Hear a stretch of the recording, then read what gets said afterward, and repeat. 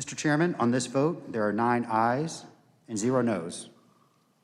The motion is agreed to. The Vice Chair is recognized. Well, there you have it right there. The House January 6th Select Committee voting 9-0 to recommend that former White House Chief of Staff Mark Meadows face contempt of Congress charges. A full vote will happen a little bit later today in the House, a place where our next guest served for several years. Joining us now for more is former White House Chief of Staff Mark Meadows. Mark, good to see you. Great to have you back on the show. The House, again, going to vote today to hold you in contempt of Congress. It would then go to the Justice Department. Bottom line, you could do a year in jail for this. What's the next move here? Well, obviously, the next move is Congress at this particular point. Not an unexpected vote, quite frankly, disappointing, but not unexpected.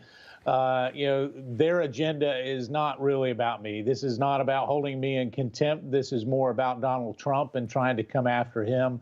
And obviously, it'll get referred to the Department of Justice. And hopefully the courts will weigh in. I've been very consistent from day one that I was going to honor the president's executive privilege. I believe it's his to waive, and it's not mine to waive. It's certainly not mine, and it's certainly not Congress's. So that's what courts are set up for.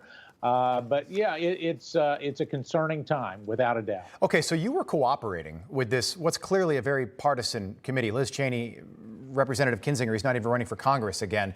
At the start of last week, you were cooperating. Was immunity on the table at some point? I'm not clear on what changed.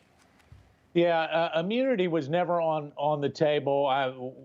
From my standpoint, the president acted in a prudent way. I can tell you that when it comes to condemning the violence and having any advanced knowledge that a security breach of the Capitol was happening, I'm not aware of anybody at the White House that had any knowledge of that before it happened. Right. Obviously, we condemn that.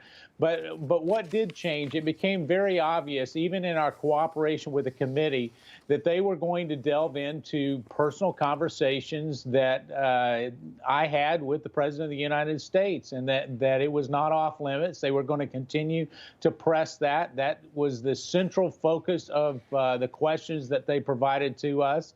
Well, isn't it the job of every chief of staff to serve the best interests of the commander-in-chief? Isn't that what you were doing, including after the election?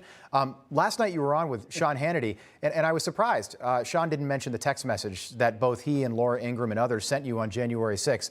I don't even know why this is an issue. Is it unusual for media people to text someone like the chief of staff? I mean, we just went through a case last week where Don Lemon was literally texting Jesse Smollett that the Chicago police didn't buy his story. Turned out that he was found guilty. Where's the problem here?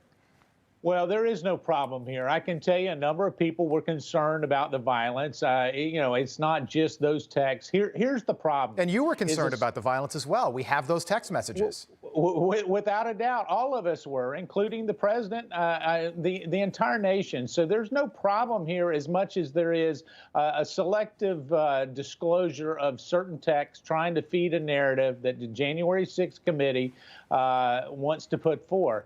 And it's this conspiracy that was conspired that somehow the January 6th breach of the Capitol was somehow a planned effort from the White House, and that's just simply not the case. I think the text messages show that.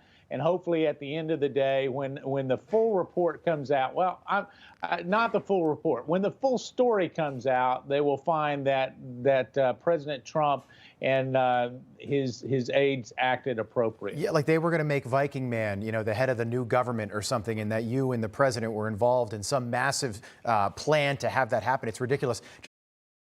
Hey, I'm Rob Finnerty. Thanks for watching. If you enjoyed this video, please join the conversation in the comments below. Don't forget to subscribe, too.